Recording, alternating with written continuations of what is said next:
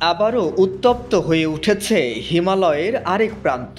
অরুণাচল প্রদেশকে ঘিরে চীন ও ভারতের ভূরাজনৈতিক সংঘাত নতুন মাত্রা পেল বেইজিংয়ের সর্বশেষ পদক্ষেপে।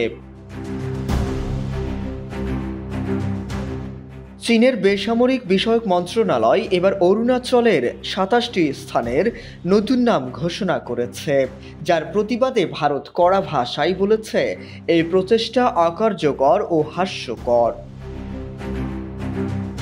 চীনের এমন নামকরণ প্রচেষ্টা নতুন কিছু নয়, কিন্তু এই ধারা যত ঘন ঘন ঘটছে ততই স্পষ্ট হচ্ছে সীমান্তে নতুন সেনা নয়, চলছে নামযুদ্ধ।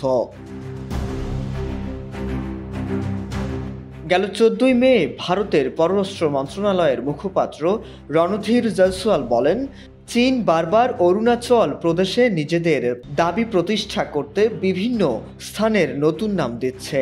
আমরা স্পষ্টভাবে এই প্রচেষ্টা নাকচ করছি। অরুণাচল ভারতের অবিচ্ছেদ্য অংশ ছিল, আছে এবং থাকবে। তিনি আরও বলেন, কৃত্রিম নামকরণ দিয়ে ভূবাস্তবতা পাল্টানো যায় না।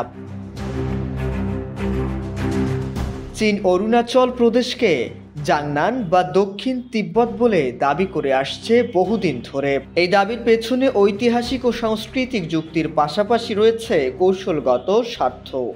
নামকরণ পরিবর্তন চীনের নেমিং সলিডারিটি স্ট্র্যাটেজি বা ভূখণ্ড দাবির প্রতিষ্ঠার সাংস্কৃতিক কৌশল হিসেবে বিশেষিত হচ্ছে। নববার্তা, আন্তর্জাতিক সংবাদ।